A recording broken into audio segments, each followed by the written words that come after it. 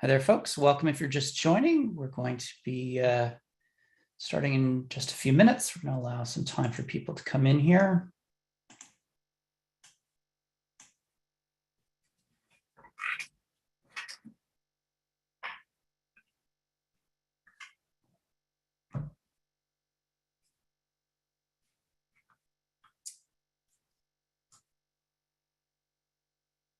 Hi there, folks. Thanks for joining in.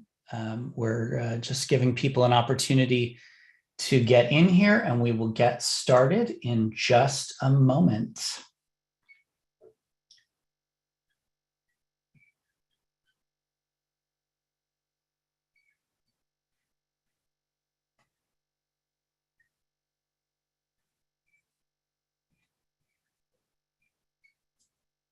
Hello, everyone. Welcome, welcome. We're just giving people a moment to join in here. We have quite a large registration list, so we want to give people the opportunity to come in. I'll just give them one more minute here.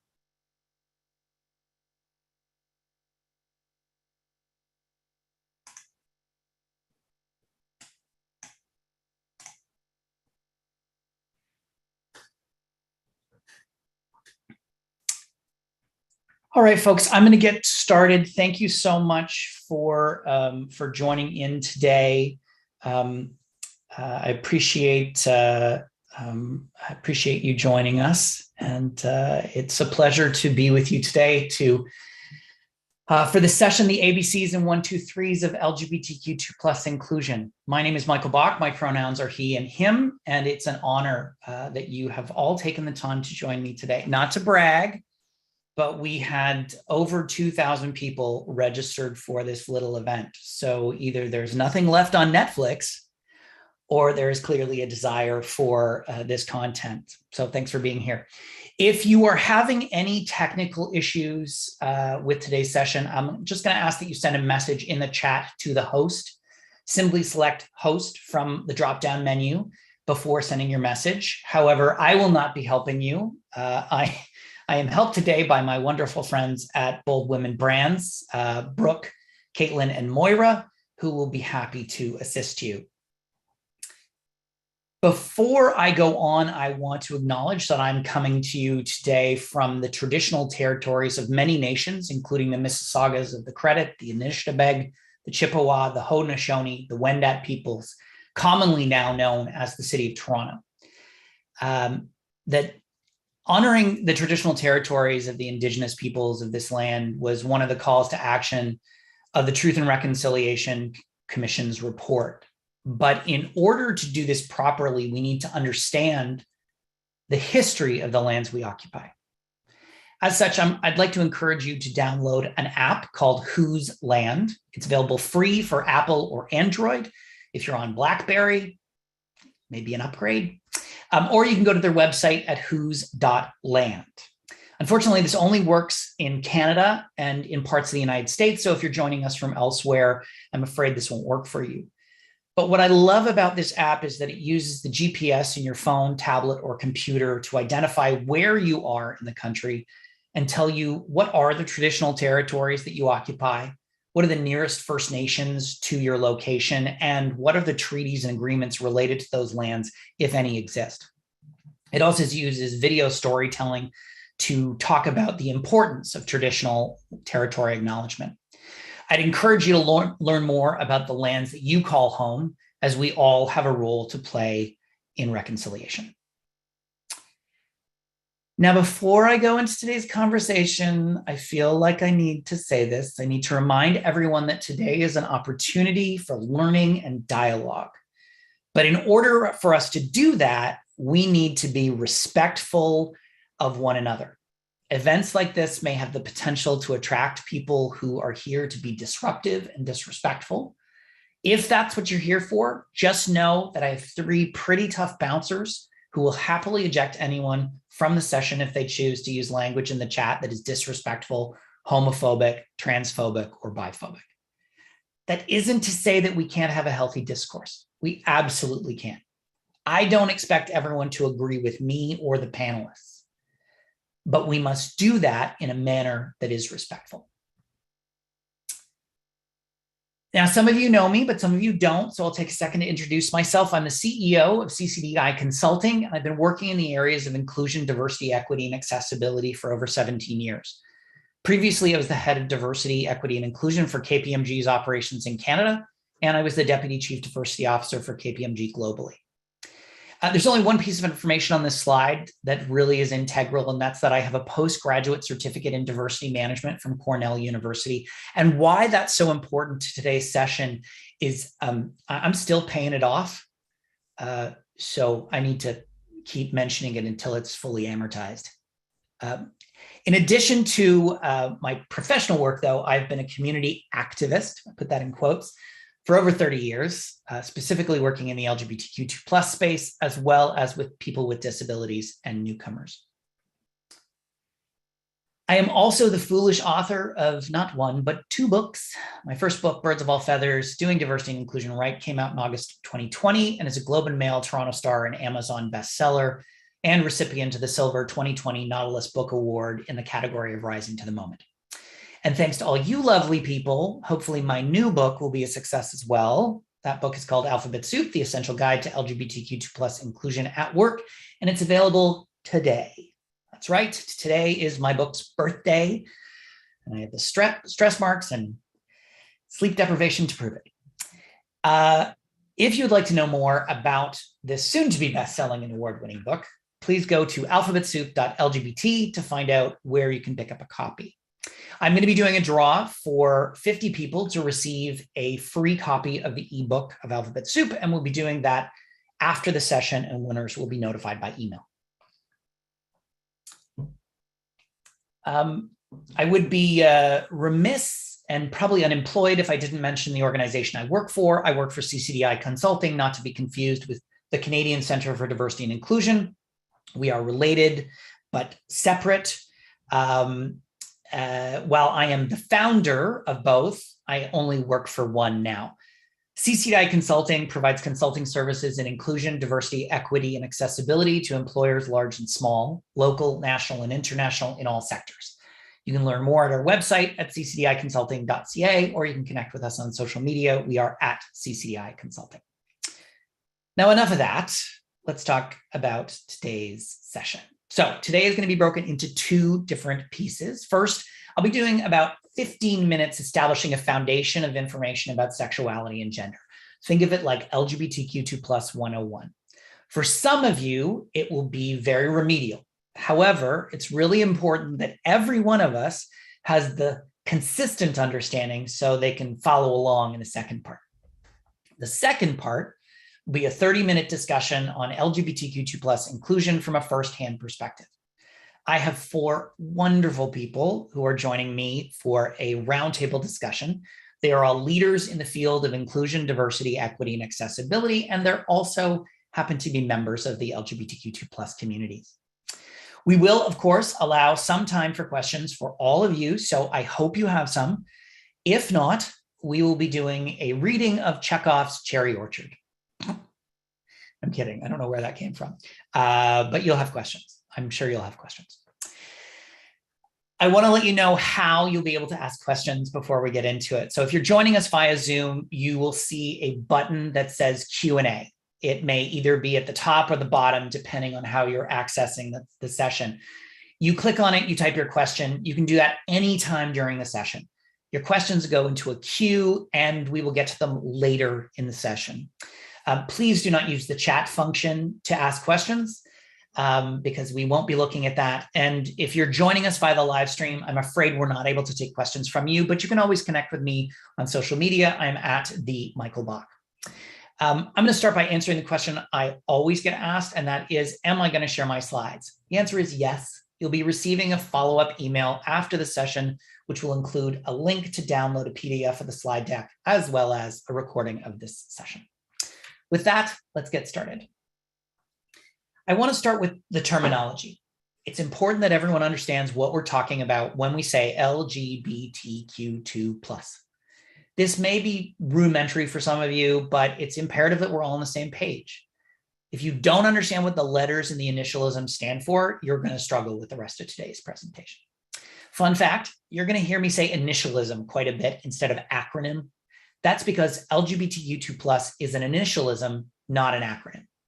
An acronym is a set of letters that represents something that can be a word, like IDEA, which stands for Inclusion, Diversity, Equity, and Accessibility, or NASA, which stands for something about Neil Armstrong. Initialisms don't make words like FBI or LGBTQ2+. Oh, and please do not call them phobia. They get very upset when you do that. So let's look at some language. Let's start by breaking down this initialism at LGBTQ2+, so everyone understands what the words mean. The L stands for lesbian, which is a person that identifies as a woman who is romantically, sexually, or emotionally attracted to other women.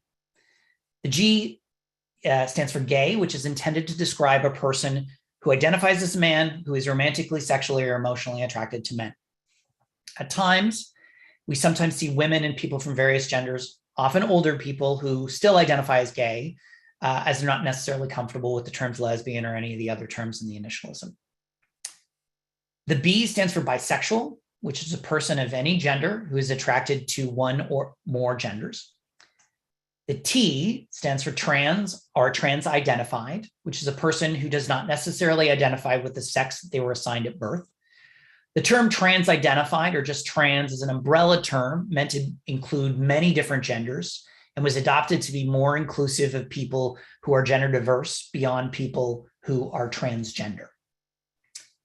The Q stands for queer, which can be either a sexual orientation or a gender identity. It's also an umbrella term that was traditionally used as a slur or pejorative and has since been reclaimed by some in the community to identify the diversity of identities that can fall under it. The two stands for two-spirit, which is a term used by some Indigenous peoples who are also LGBTQ+. It can be a sexual orientation, or it can be a gender identity, and even a spiritual identity. It often expressed as having both masculine and feminine spirit. And last but not least, the plus sign is intended to be an indicator for anyone that identifies as something other than straight and cisgender, but does not necessarily identify with any of the other letters in the initialism. But LGBTQ2+ is not the end. There are many versions of the initialism. For example, LGB, LGBT, LGBTQ, LGBT+, LGBT asterisks, and so on and so on. These are just a few of the initialisms you'll find related to sexual orientation and gender identity. And no, I did not make any of them up. And yes, there are more, lots more. We have made a conscious choice to align with the Canadian federal government, which uses LGBTQ2, and then we add the plus sign. The challenge with some of those initialisms is that it becomes difficult to talk about them. My book has 449 instances of LGBTQ2+. Can you imagine saying LGBTIQCAPGNGF 449 times? It would be a very long book. I don't mean to diminish any identity whatsoever, far from it. But there are some realities we have to deal with. I'm a fan of using the plus sign because it is intended to make the point. And in fact, it reminds me that when we say LGBTQ2+, we're talking about a lot of other identities that are not included in the L, the G, the B, the T, the Q, and the 2. It's important to remember that there are identities behind those letters, and those identities mean different things to different people. And being the good queers that we are, there are flags for pretty much every identity. And I have a list of them up for you here. Lots of different things. This isn't a complete list, not by a long shot, but it's a good cross-section of the more common terms you'll hear. Obviously, I can't talk about all of them, but lucky for you, I've included an entire chapter on terminology in Alphabet Soup to help you understand a little bit about the various identities. Some considerations when it comes to language. First, choose an initialism that works for you. And I would suggest any of these. They're all acceptable. If you're not sure, just ask and be aware that every person you ask, you're likely to get a different version. I just encourage you to use the plus sign or asterisk with whatever one you choose to make it clear that you're speaking about a broad range of sexualities and genders. Remember to be respectful. I mean, that should be obvious, but the terminology is important for self-identification and emphasis on self. So if someone chooses not to use any of this terminology, it's important that we respect that and don't use it to put them into a box. There are also unacceptable language, things we don't want to hear, things like normal. Heterosexuality and cisgenderism are not normal, they're just common. Just more people who identify as heterosexual and cisgender than there are LGBTQ2+ people.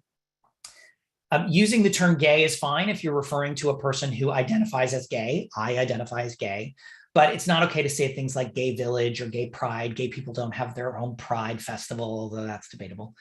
It's also definitely not okay to say that's so gay. Riding your bike is a lifestyle. Veganism is a lifestyle. Being LGBTQ2+ is not a lifestyle. Sexual preference is also something we don't want to hear, largely because it suggests that you have a choice in the matter. Likewise, avoid saying preferred pronouns. It's just pronouns. There's not a preference. Lastly, and most importantly, it's not about you. And I'm not talking just to straight cisgender people. I'm talking to everyone. What you think is irrelevant.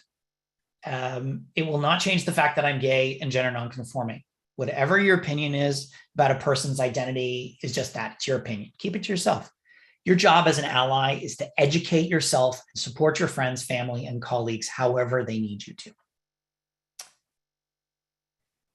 So now let's talk about the difference between sexual orientation, gender identity, and expression, because they're not the same thing.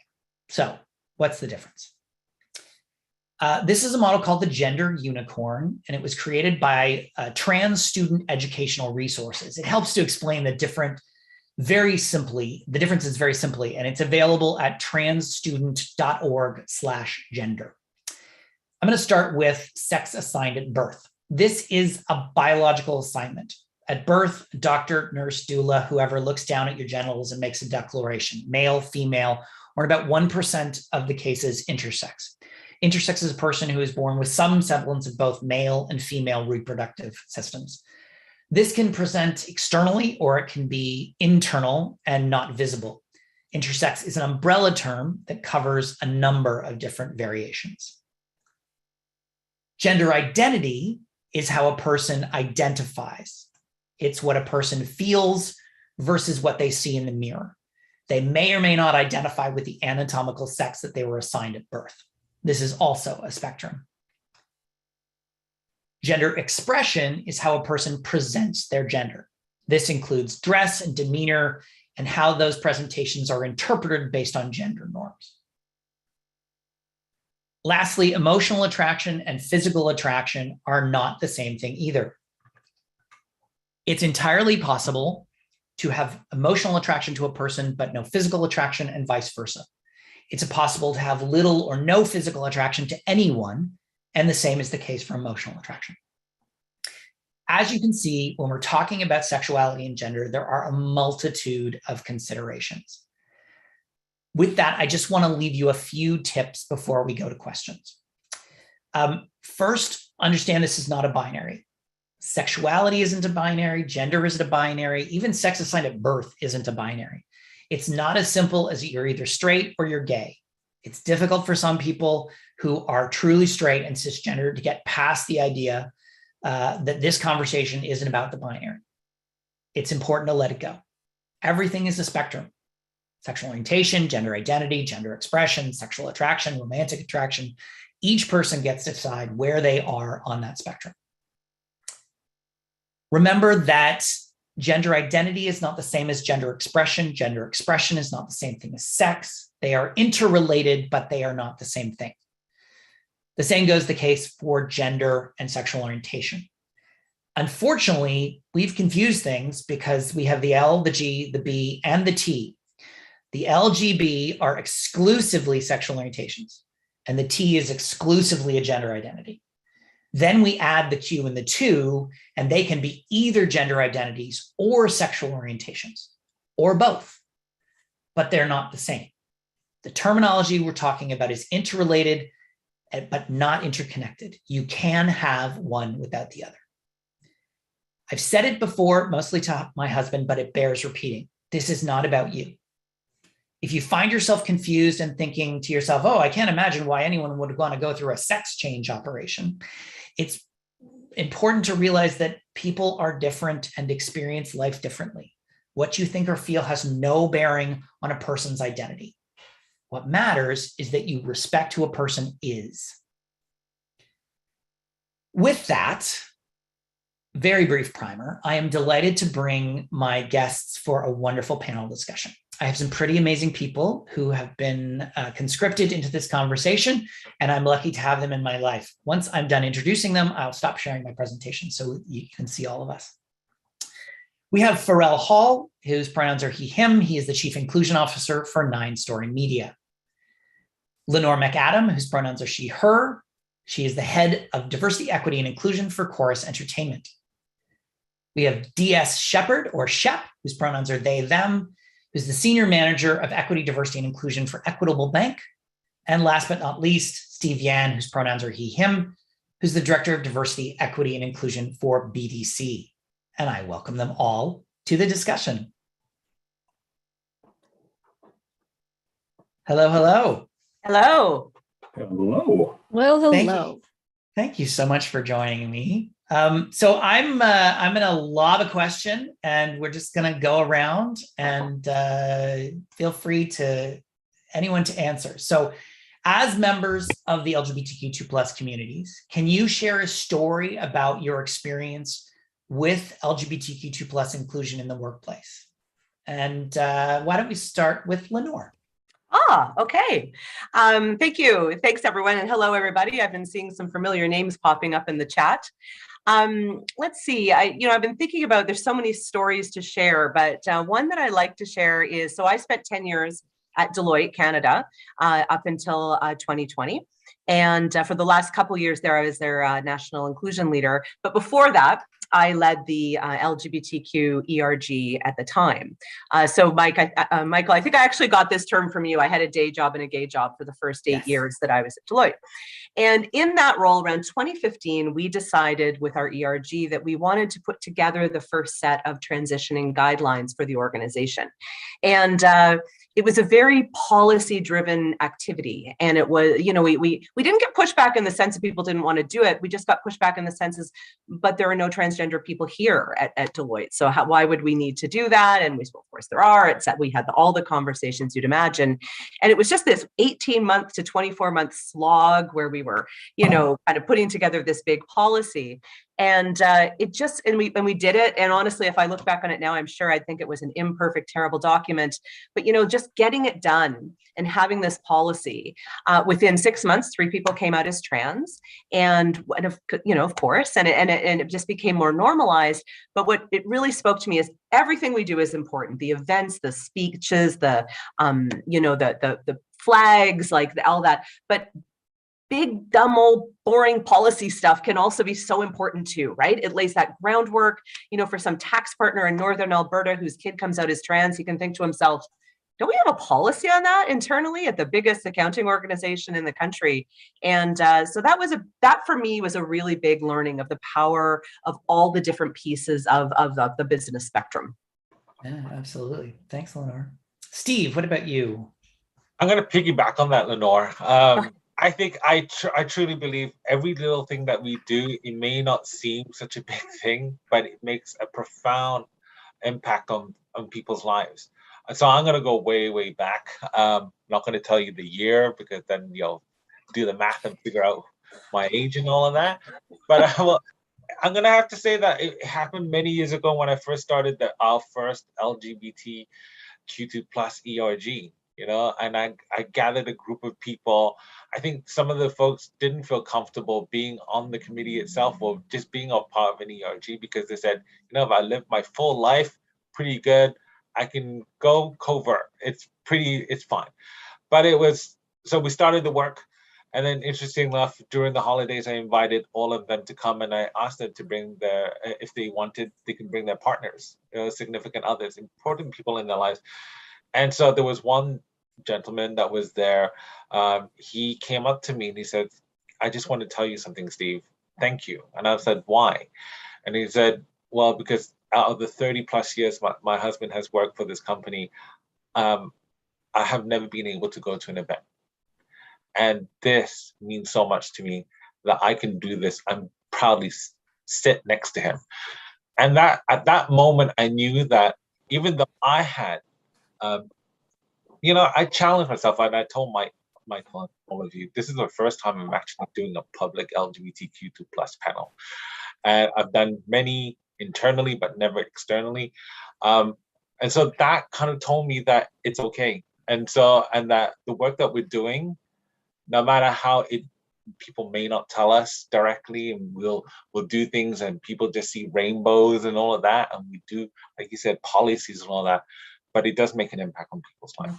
So that's one of my proudest and happiest moments. And I'll always keep that in the back of my mind. That's lovely, Steve. Thanks. Shab? Michael. Hello, everybody. And I love how lively the conversation is in the chat.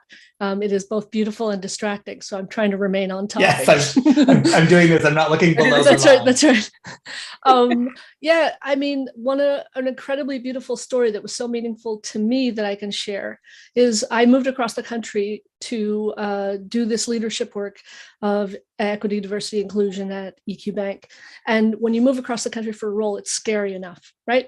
I waited until the job offer around that time, it was that day, before I shared my non-binariness.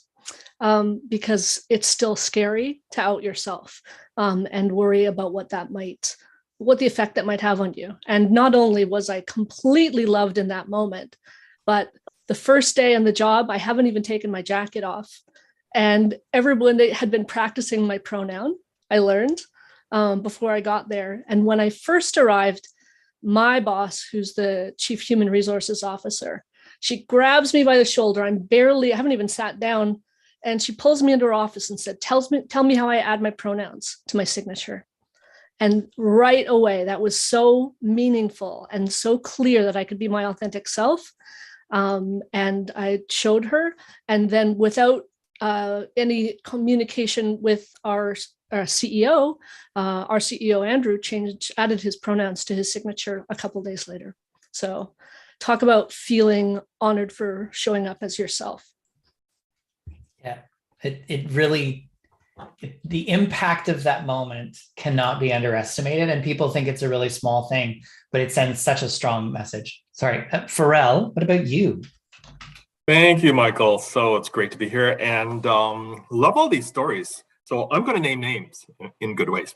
So it's 2013. I worked at the Heart and Stroke Foundation. I've been out in the workplace for the majority of my work life. I'm pretty bold, been really well taken care of. So we're working away at Heart and Stroke, and summer of 2013, we got this idea to perhaps have a float in the Toronto Pride Parade. I think we sent out an email. It was sort of last minute, didn't get much of a response, but had a partner at work, Ratsumi, great person. And we were like, we're going to do this. We thought it'll be us and 4 other friends, even though we spent money to get a flatbed truck, etc. So I wandered down in my t-shirt that says, I can barely think straight. And I saw Ratsumi, and then another couple of people, and then another couple of people. And it was 70 people showed up. And we made these shiny silver shirts that everybody else wore, but I liked my t-shirt, so I kept mine on. We had water guns, all kinds of stuff. And we mounted our flatbed truck. We danced our little booties off, listened to the music, we had water guns. And while that may sound like it's just party, while I was there on that flatbed truck, as we were lining up to march after the event, I had so many employees come to me and sort of out themselves to me and say, I feel safe with you. Thanks for inviting us. Because we had this mixture of people didn't feel exposed, and it just felt so safe and welcoming.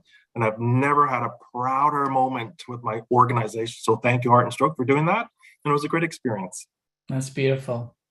Yeah, I have a moment myself from my KPMG days when, similar to yours, Steve, someone came up to me and he was working out of his name is Anil, and he worked out of our Ottawa office. And he said, I stay here because of the work you do.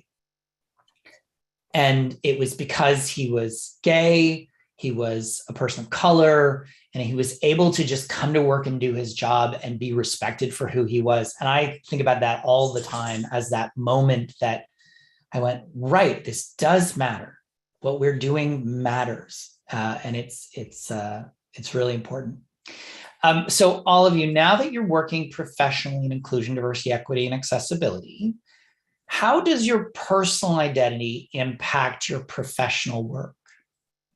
Shep, why don't we start with you? Thanks, Michael, and thank you for that story. That gives me goosebumps, and I'm watching people respond and saying that they appreciate the personal stories.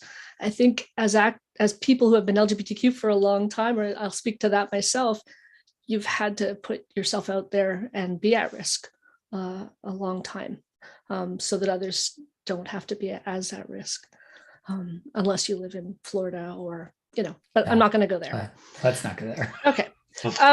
Yeah. So I think I've been left of center my whole life and really passionate about social justice. I have listened to brilliant teachers and tried really hard to remember the grace and wisdom and pass those along whenever I could. It's a really strange moment in inclusion, strange and beautiful and odd all at the same time, because it's finally valued. But in that regard, companies are bringing people on board to do the work, but I hear defeating stories from people in equity, diversity, inclusion who feel like they're there to show that the company X is doing something pretty good, but anytime you try to push or move the organization forward, they get pushback. And so I think I'm excited to be doing this work at this point in time, and I continue to try to really use words intentionally, like justice, right? Which can make a lot of companies uncomfortable. Thankfully, Q, is super supportive of that. So anyway, that's a bit about how my personal meets my professional, and my commitment to constantly pushing, much to my CEO's chagrin every once in a while. That's awesome, Shep. Pharrell, what about you? So I am in a new role, and as I said, I've been out in the workplace for a long time. And in case anyone has not figured it out, I'm also Black. So I have the intersecting, I'm also Black. Yes, it is true. And I have those intersecting identities of living, in a white majority world, and also being a gay man. And so absolutely know what oppression feels like, but have always been able to take care of myself. So in my role in the workplace, what it lets me do, what it turns on for me is empathy. No matter who you are, what religion you practice, what body you live in, what language you speak, where in the world you came from. When people come to me, they know that I listen, and I listen from a place of experience, even if I don't share their identity. And it's not about me. So it's about listening. I have 2 ears, 1 mouth. So I listen to see how I can help. And then I'm triggered by the empathy that just comes out from my own experience, and finding ways to support people, help them feel validated, and then creating policies and practices in our workplaces that open up space for them and make them feel included. And that's my privilege and obligation. Lovely. Thanks, Pharrell. Steve, we'll go in the other order. I'm going to say the same thing. Look, I now say that I'm unapologetically gay. I do it at work. I do it I use the term Gaysian, as a gay Asian man. And I use that because it's because I straddle two worlds, right? As a gay man, but also as a person of color. And I know it's important for me to play that role. And so at work, I'm thankful for the people around me, from the leaders that support me, that it makes no difference, right? I also think that there are people who are, like, I did a presentation a couple of weeks ago, and a leader said to me, "Thank you, Steve, because I haven't had somebody actually come out, at work and has spoken about it. We hear about all the things that we do, we know, but for somebody like me who would come up and show up." Oh, it looks like Steve froze. The wonderful world of Zoom. I thought he was just. He's just posing. Deeply. Why don't we give him a second? Lenore, we'll come to you. Yeah, I just know They can see there's representation. Did we cut out for a second? You did. Cut out for a second. We all watched. Yes. Sorry. But you didn't have that face, so it was good. Thoughtful. It's great. You did. No, I was just saying, I was like, I think it's important to be out there. I know I represent, especially when I speak to groups from an intersectional standpoint for the Asian community, or for people of color, they see representation because they usually see mostly gay white men, and so when they see other people, it's important to them. I know that makes an impact. And I've had lots of people of color that came up to me and talked to me. So I think it's important to represent in the workplace. I'm fortunate that I'm able to make those changes to influence policies. Like Shep said, I know we kind of push boundaries when we talk about justice and all of that, but I think it's important that we do this work, especially in the roles that we play. So, yeah. Lenore. Would definitely echo everything about empathy. The coming out process, being a member of the queer community, there's some empathy around what it feels to feel unsafe in public, to be, am I going to come out? Am I not going to come out? As a straight passing queer woman, do I come out? Don't I come out? Very important for building the empathy. However, one thing I do find as a DEI professional is I'm always kind of careful with the lived experience piece, because I also know that it can very easily take me down the path of, I understand I understand because, I come from this community, so therefore I understand. And we all, by definition, can only come from one tiny point in a number of infinite identities. And so I think building the muscles for empathy is important. I just try really hard to make that not turn into sympathy, not turn into saviorship, not turn into, there's a lot of things I find. So I'm always a little conflicted about the lived identity. I feel like it's one of those things, it's like a really important spice in the meal, but to really I'm always having to be careful of not going down that path of, so I get you, because I don't. And I think that's been a really good learning for me, and a lot of really good reminders over the last 2 years as well, that there are a lot that one doesn't equate to the other. So very important in building empathy muscles, but always thinking you have to have an identity. You can't do anything in the world without having one, but always being aware that you're not slipping into that slippery slope of, therefore I understand you. You've all made good points, but I think, when I think back to when I started doing this work back in the 1840s, I got the job partly because I was gay. And I remember having a conversation with my boss and saying, did I get this job because I'm gay? And she said, you got the job because you're gay, but you also didn't not get the job because you're gay. Like, it was part of it. Mm-hmm. And now I think I can't do this work without my identities, all of them. And I don't just bring my sexual orientation, there's my gender identity, there's my ability. But to your point, I'm not representative of all LGBTQ2 plus people. I can only speak for one and the personalities. But, we need that empathy. We need that ability to apply it, to step outside of our own situation. It's really important. I don't want to occupy. So all of you, how does LGBTQ2 plus inclusion translate into your respective workplaces? I want to give you the opportunity to kind of brag about your respective workplaces. So talk to me. Why don't we start with you, Pharrell? All right, so I will say that I'm about 6 months, almost 7 months into a new position at Managed Story Media. The first person in the role, there's no department yet, and we're about 1,100 people and growing. So there was a bit of a pent-up demand, and lots of people, found my extension and called me up and had great conversations to start. So there's lots of programming we're going to do to help support folks. But we also make TV shows, animated and some live action TV shows for little kiddies who are LGBTQ plus and know that they are, and others who will blossom into their full flower in just a few short years. So we're also poised to be sure that we have a balance of the stories that we tell to make sure that we're included there too. And so that's some work we're going to be doing. And we've been having those conversations, and I look forward to doing more of that kind of work. That's great. Thanks, Fro. Lenore. Oh, wow. So when I started at Chorus, there were no employee resource groups, ERGs. I saw someone asking that in the question. So ERG equals employee resource group. And one started up soon after I started. And, I've been involved with ERGs, LGBTQ ERGs for over a decade.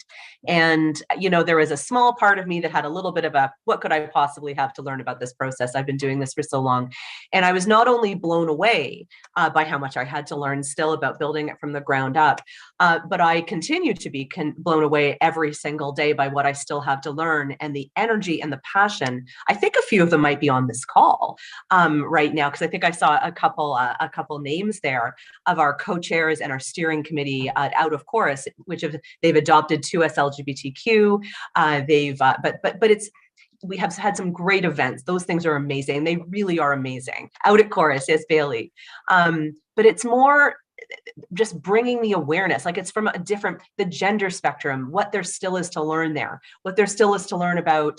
I saw someone ask a question about polyamory. Should that be included? I'm just saying, should it? I don't know. That's a conversation I might not have started in mine, right? It's like, these are the things. And so it never ceases to amaze me how much these ERGs, so that's to me what is so exciting about LGBTQ inclusion, but also how much it's becoming normalized in business operations. So facilities reaching out about washrooms, benefits reaching out about, how do we do this in our forms? Like that is, of course, the extra piece, right? Is where you're really instilling it into the culture, but how important those events and those sparks of excitement and energy are still just key and so important. And I am humbled and learn every day from them.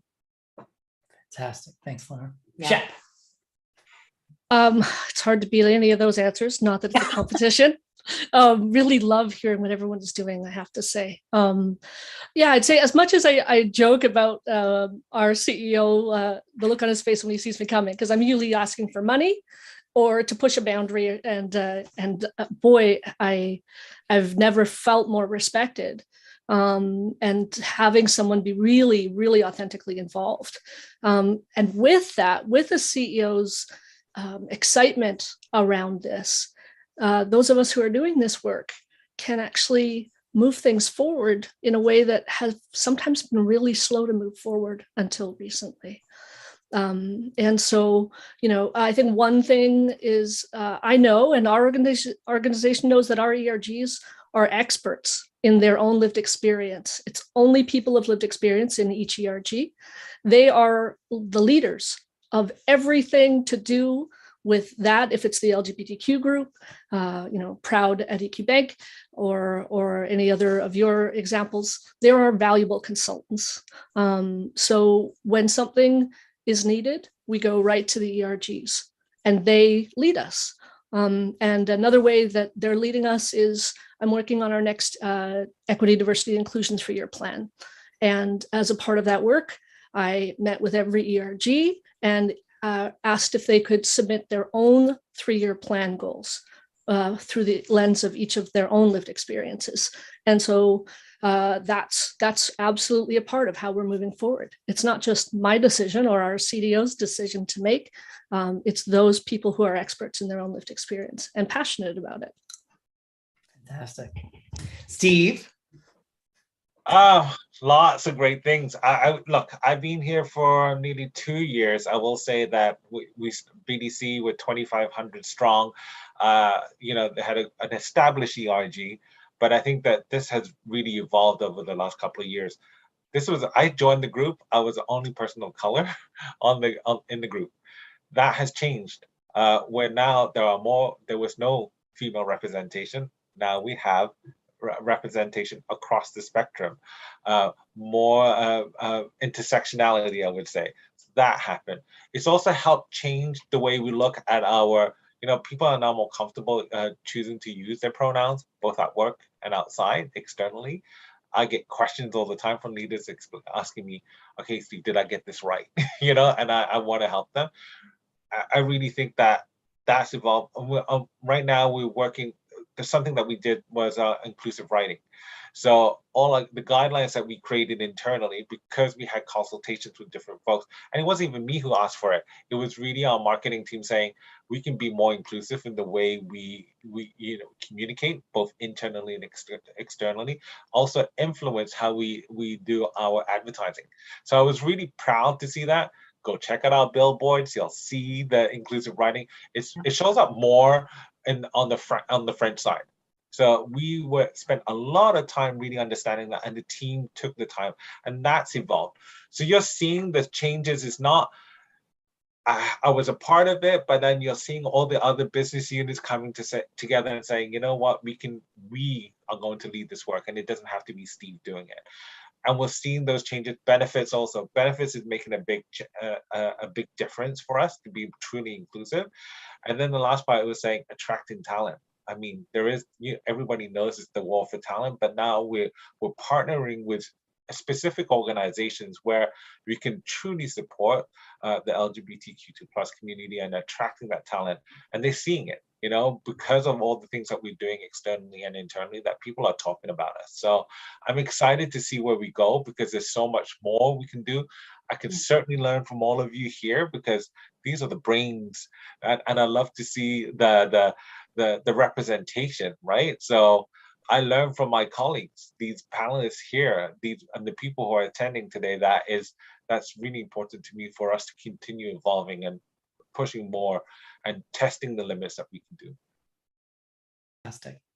So we're going to jump to questions, because we have about 10 minutes left, and there is no concern or worry about the number of questions, because we're just not going to get to answer them all. So I'm just going to cherry pick a couple and throw them out, and whoever wants to share can. So one of the comments here is, I'm a big fan of taking small steps every day to build to a large change. With that being said, what is a small change I can make in my everyday life to better be an ally to LGBTQ2+ folks as a cisgender man? I'm trying to be aware of the pronouns I use. What would the next step be? Who would like to take that one? I mean, it seems pretty, that's the sort of the obvious layup there to buy Michael's book. Is that what? I never. Michael, did you put that in there? I did not. That's not mine. I'd say self-education. That is really, I would say it's a very important step. And I'll just leave it at that. Yeah, and just to add to that, it could be reading a book. You can find even an article, a 2-page article. That's a little nugget per day that you can digest, and find another one next week. Yeah. That was a great setup for your book, Michael. Well chosen. Yes, I agree. I would say, and I say this about every underrepresented group, every person within marginalized groups, follow one person new a week on one social media feed. Oh, that's good. It's a great one. Yeah. Okay. So here's another one. I work for a hospitality accommodations organization in British Columbia. I'm developing LGBTQ2+ training for all employees. What's some language that could be used for checking into the hotel? Anyone have any thoughts there? As a non-binary person, I'll answer please, on behalf of my community. When I'm meeting someone for the first time, I say, what is the pronoun that best honors you? Yeah. Great approach. Yeah. Okay. I'm hesitating on this one, but I want to do it anyway. So there's a bunch of comments here around the term bisexual, and I'm reading one of them. The problem that I find with the word bisexual is that it's the only term in the list that focuses on sex, which creates bias for us. Are there any terms being used for people who are romantically or emotionally attracted to all genders, not just sexually? It's a huge frustration for me. I would extrapolate on this to say, like, someone please explain to me the difference between bisexual and pansexual, because there's a lot of debate. And I know when I was researching the book, I was trying to figure out what was the best description here. So I'd love everyone's thoughts on this one. I'll jump in a bit. When I first came out 15, 20 years ago, I came out as bisexual. That was the only term at the time. And it was an immediate, I came out as bisexual. I was very excited about that. I almost immediately went back into the closet and identified as a lesbian instead, because I was met with such intense biphobia in the community. Really active, negative, so I kind of held on to the term bisexual for a long time out of this sense of this is my true identity. And it was just a long journey that I won't bore everyone here with to get to the point where I was comfortable with it. However, over the last few years, this term, so I also would say queer. Queer is an umbrella term that I really do like, and I often do use it. The term pansexual, in my understanding, has evolved to kind of honor the idea that there aren't just two genders, that there's a spectrum, and someone who's pansexual. And I think we set the tone for this sort of a comment, but I've never felt cool enough to say I'm pansexual. It feels like something someone a lot younger than me, a lot hipper than me would identify as. And if I tried to do that in my circles, I might get looked at funny. But I think it would probably be the much more aligned identity to what I identify as, although I often use queer as well. But I think that selfishly speaking, I think it's an important identity because men, women, non-binary individuals, a lot of people get a lot of grief still. I still to this day get told, just choose. Like, why can't you just choose? And it's just like, why? But it's something, and an active dismissal and negativity. So I think I still think it's a very important identity to focus on in terms of the spectrum. Yeah. Anyone else? Probably don't have anything to add except that I would say that I've heard the debate around pan versus bi too, but then I tend to lean to find someone to consult with. And actually, I'm seeing a lot of chat in our chat here. So, there's probably some great answers for people who self-identify as pansexual. I self-identify as gay. So sometimes I say, I'm not the expert here. Perhaps you are, and you can help educate me. Yeah, I think it's really important just to ask, because as I've always said, if you ask 1,000 people, you're going to get 1,000 different definitions. Yeah. And if someone identifies as bisexual versus pansexual versus queer, great. Okay, that's your identity. And I respect that. And it's not up to me to assign a definition to that. Absolutely. Just none of my damn business. So there's an interesting question here in the chat, and there's a lot of interesting questions. So I'm trying to just cull them a bit.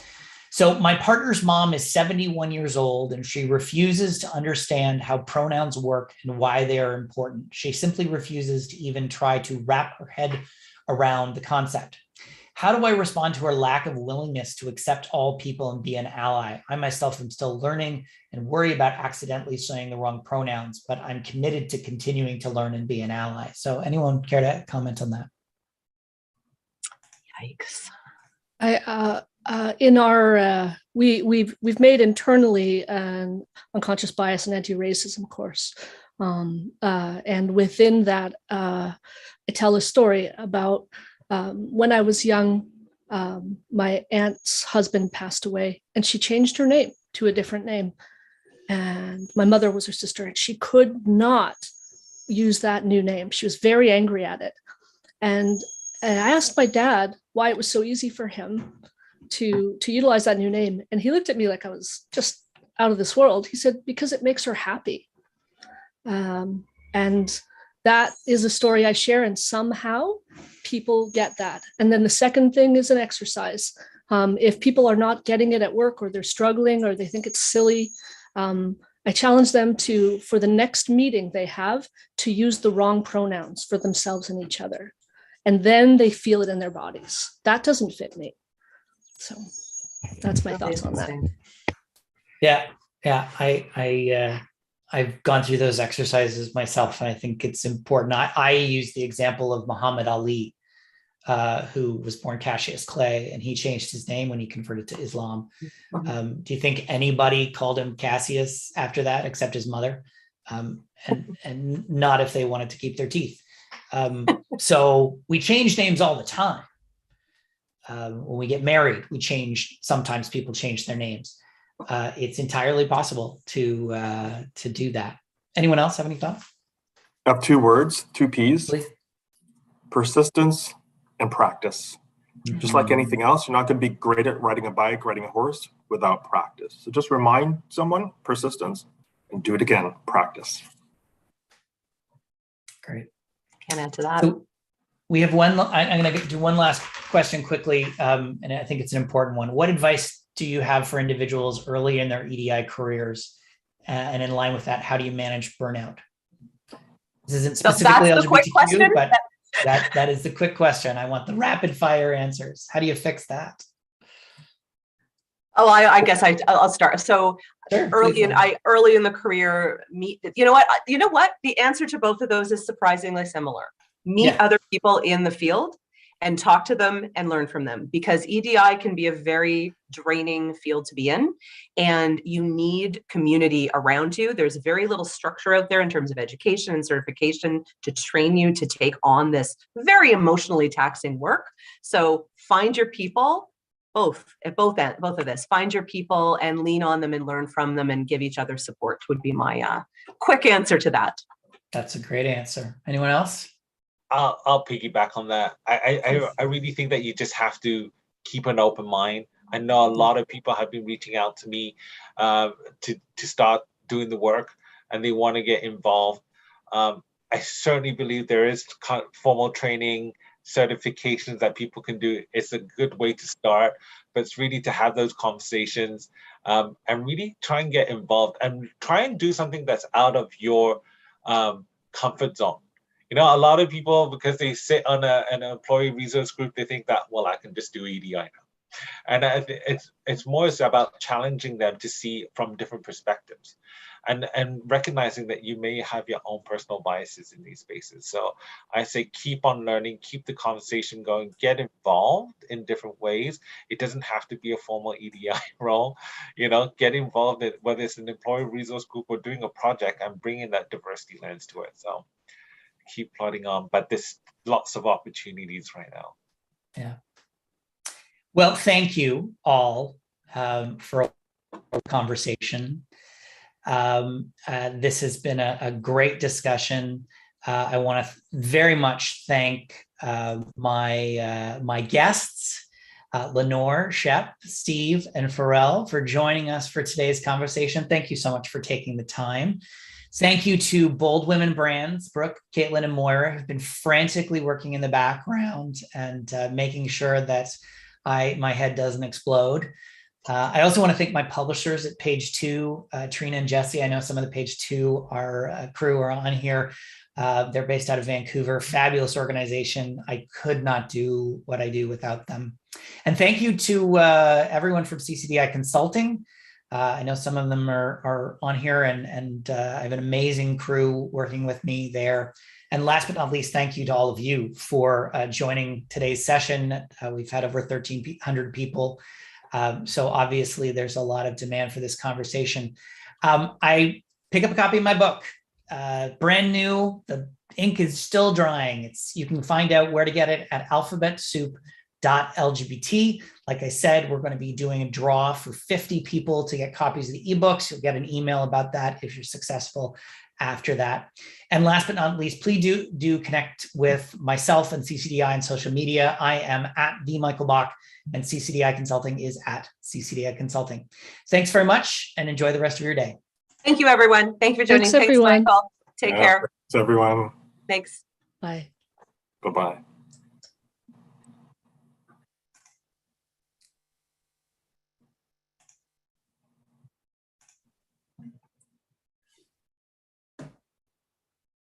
Thank you, Steve. Thank you, Pharrell.